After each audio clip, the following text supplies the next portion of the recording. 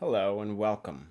My name is Jonathan O'Connell, and this is my kind of a chit chat slash solo podcast. Um, I have a Spotify podcast called My Testimony, so I'll probably name this channel My Testimony as well because it's mostly, at least from this point, or at this point in it, it'll be me kind of just giving my thoughts and my testimony, my personal testimony about coming to Jesus, as well as, giving my testimony about my findings and realizations with my readings in the Bible. Now, today, so I just finished a devotional, 21-day devotional with some buddies called You Said Yes. It's through the Life Church Bible app. If you haven't read it, I think it's a great, if you've been a Jesus follower for a while, or you believe in God, you believe in Jesus, maybe you said yes, but you haven't really done much as far as like your own personal research and reading of the Bible, I definitely recommend it. Even if you've been following Jesus for a while, it's a good reminder of all the things that are important when it comes to being a disciple of Jesus. And on that, I'm going to talk about the book of Leviticus. So you might be thinking, how does the book of Leviticus have anything to do with Jesus? Well, in the New Testament, it talks quite often about, especially when Jesus was alive on earth, it talks a lot about how Jesus would go off into the desert to be alone with the Father. And in chapter 7, so a lot of Moses and the Israelites in the desert, or in the wilderness, it says, it's talking a lot about, the giving of the laws, the 10 Commandments, the building of the tabernacle. So far I've understood that, God grants us our skills and our intelligence to be used to serve His kingdom, to serve Him, just as He gave the people who built the pieces of the tabernacle, He gave them the skills and the intelligence, so that they could skillfully create the tabernacle and it be to the specifications that He required, or that He asked, or commanded, I should say. So in chapter 7, this is just my reading today. In chapter 7, it's talking about how God is basically talking to Moses in chapter 7. And then in chapter 8 is the consecration of Aaron and his sons to be priests for the Lord.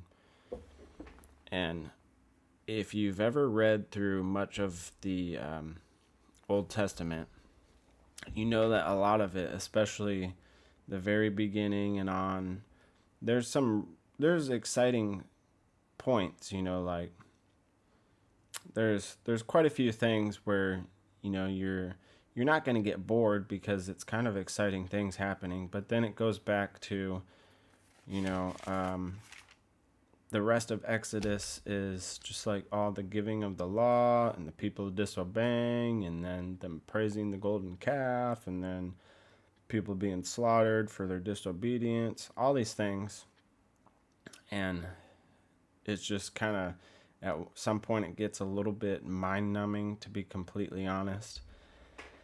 But I've started doing this thing where a lot of people do it, and I've heard it being taught to do this, which you try to find where it's connected to Jesus. Try to find the connection to Jesus, because the Old Testament is all about Jesus. It's all about showing us Jesus from thousands of years before Jesus even came. But so reading through chapter 8, I got a few like paragraphs in. Now, I don't know how every Bible's put together, but mine is kind of broken up into paragraphs. I got about 2 or 3 paragraphs in, and I kept seeing, it was kind of like chapter 7, kind of like mundane, um, this is the law of the guilt offering, and then this is how this will go. This is how this will go. You know, the priests will eat this, and then if it isn't eaten by the end of the second day, then it must be burned on the third day. So it's just more law, more kind of like boring law stuff. And then in chapter 8, they're doing the ceremony of consecration, which is a 7-day consecration ceremony, where on the first day they gather the whole congregation and they slaughter, they kill the bull of the sin offering, and 2 rams and a basket of unleavened bread. So already, I've read through all the, what you do for sin that you realize you're guilt of, and then you have like your wave offerings and your guilt offerings and all these things, right?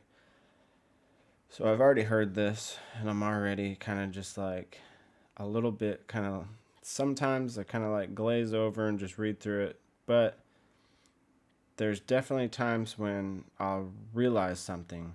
And here, about the 3rd paragraph, I realized that it kept saying, and Moses did as the Lord commanded him. And then, that was after, at the end of the 1st paragraph, basically, around there, it says, and Moses did as the Lord commanded him. And then it just keeps going on, as the Lord commanded Moses. As the Lord commanded Moses, as the Lord commanded Moses, as the Lord commanded Moses, as the Lord commanded Moses.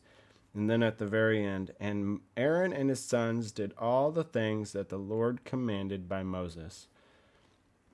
And it hit me, and I realized it's never been about the law.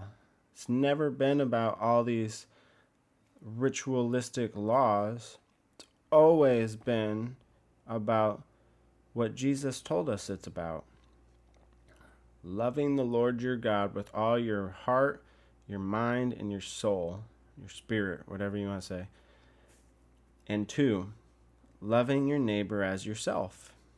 Because in a lot of the law giving here in Exodus and Leviticus is talking about what you do if you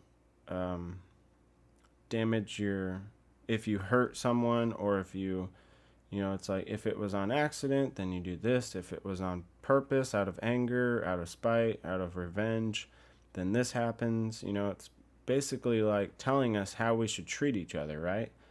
But it's not about following a law to a T. It's about learning to care for each other, about loving each other, treating each other right.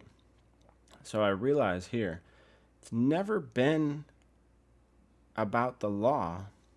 It's always been about obedience. It's always been about obedience to the Lord and what He commands that we do.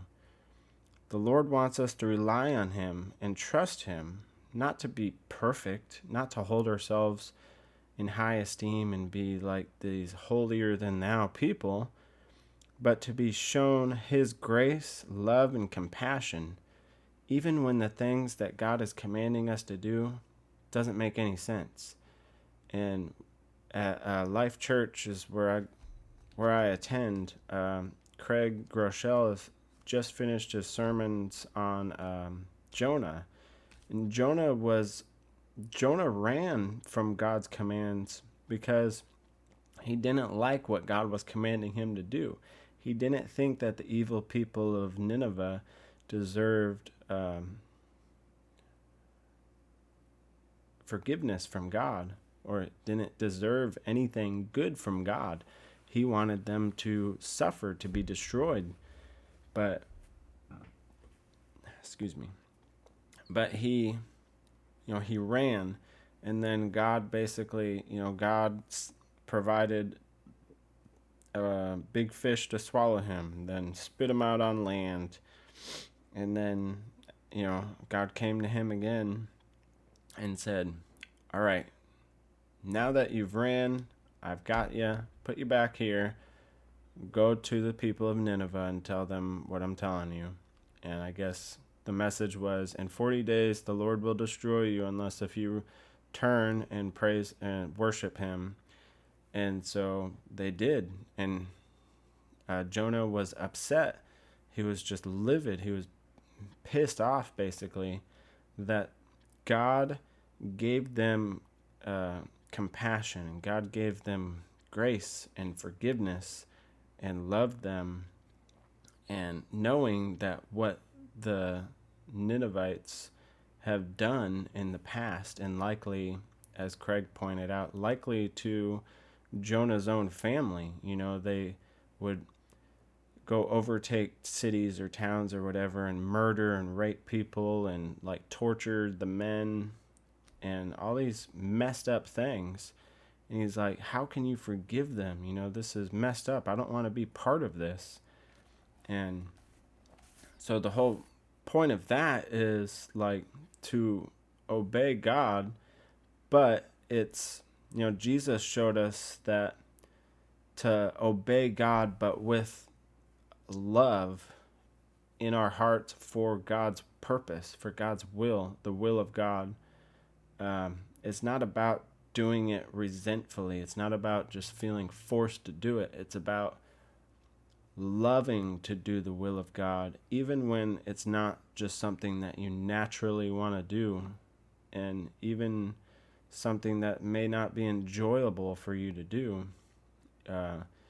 Jesus came to show us that serving the will of God and doing it joyfully, even though it's painful, even though it's not necessarily what our flesh wants, to allow the Spirit of God in us is to allow the love and compassion and grace of God to live in us. And when we do the will of God, we do it joyfully, and it's what we want to do. And we wouldn't be able to do that without Jesus, because it shows that very few people were able to obey the commands of God. And even Moses messed up many times, and the people that he was leading messed up tons of times, and thousands of them got killed by the commands of Moses because they went and tried to serve a different God. They went and made the golden calf and turned from God, and Moses commanded them to be slaughtered because they were unwilling to turn from their ways of serving that other God and go back to serving the true God.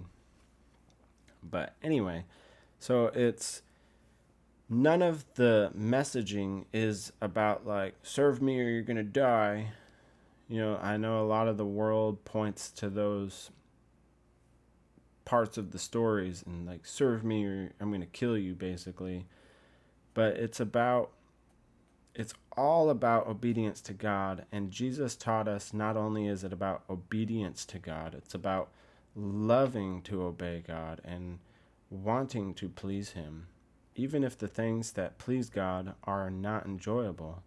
And like Moses shows us, it's probably not enjoyable to memorize all these laws that seem to make not really any sense. It doesn't make sense, all these laws. You gotta slaughter this and do this with the fat and this with the blood, and you can't go here, you can't take this here, you must burn this out there.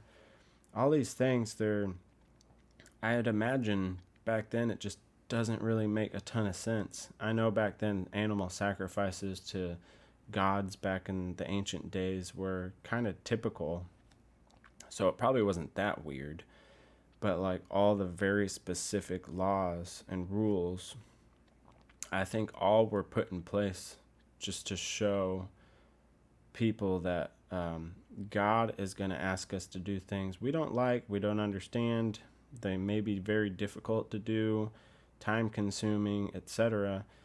But if we want to please God, if that is our true desire to serve God and please Him in all that we do for Him, then sacrifice of comfort, sacrifice of our will is necessary. And Jesus came so that we can have the Spirit of God in us, so that we can enjoy doing it. We want to do it. Even like knowing that it's painful, we still find joy in it. We still are willing, and honestly, I'm not only willing to give grace and compassion to people, I want to.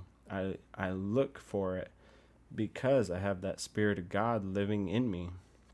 But without that, I would just be resentful and angry all the time, like Jonah. So, I think, as Pastor Craig pointed out, you can serve the will of God while hating every minute of it, doing it grudgingly.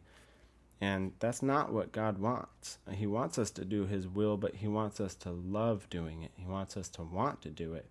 Because when we love doing it and we want to please God, then we are sons of God. We are children of God, not just servants. And just as Jesus said, no longer do I call you servants, I call you friends.